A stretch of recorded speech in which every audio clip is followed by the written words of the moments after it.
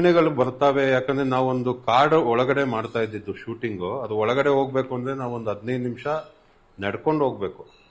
And ಈ shooting ಎಲ್ಲ ಮಾಡುವಾಗ ನಮ್ಮ ರಿಷಬ್ ಸರ್ ಅವರು ಎಷ್ಟು ಸಿಸ್ಟಮ್ಯಾಟಿಕ್ ಆಗಿದ್ರು ಅಂದ್ರೆ, ಅವರು ನಾನ್ ವೆಜ್ ಕೂಡ ತಿಂತಾ ಇರಲಿಲ್ಲ. ಅಂಡ್ ತುಂಬಾ ಒಂದು ಶಿಸ್ತಲ್ಲಿ ಮಾಡಿರೋ ಒಂದು ಆಕ್ಟಿಂಗ್. ಅವರು ತುಂಬಾ ನಂಬ್ತಾರೆ ದೈವನ. ಸೊ ನಾನು ಎಲ್ಲೋ ಒಂದು ರಾಂಗ್ ಆಗಿ ಅದನ್ನ ಪೋರ್ಟ್ರೇಟ್ ಮಾಡಿ ಅಥವಾ ಜನರಿಗೆ ಒಂದು ದಾರಿ ತಪ್ಪಿಸ್ಬೇಕು ಅಂತ ಮಾಡೇ ಇಲ್ಲ. ಅವರು ತುಂಬಾ ಭಕ್ತಿಯಿಂದ ತುಂಬಾ ಇದ್ರಲ್ಲಿ ಮಾಡಿರೋಂತ ಒಂದು ಆಕ್ಟಿಂಗ್ ಅದು. ಇದಕ್ಕೆ ನಾವು ಅಪ್ರಿಶಿಯೇಟ್ ಮಾಡ್ಬೇಕು. ಎಂಡ್ ಆಫ್ ದ ಡೇ ಏನಾಗುತ್ತೆ ಅಂದ್ರೆ ಇದನ್ನ ಎಂಟರ್ಟೈನ್ಮೆಂಟ್ ಆಗಿ ನೋಡ್ಬೇಕಾಗತ್ತೆ.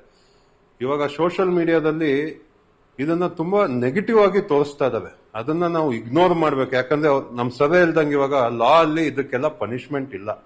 ಯಾರೋ ಒಬ್ರು ಬಂದು ಏನೋ ಒಂದು ವೇಷ ಹಾಕೊಂಡು ಈ ತರ ಒಂದು ದೈವ ಬಂದಿದೆ ಅಂತ ಥಿಯೇಟರ್ ಒಳಗಡೆ ಎಲ್ಲ ನಾಟಕ ಮಾಡ್ಕೊಂಡು ಈ ತರ ಎಲ್ಲ ಮಾಡ್ತಾ ಇದ್ದಾರೆ.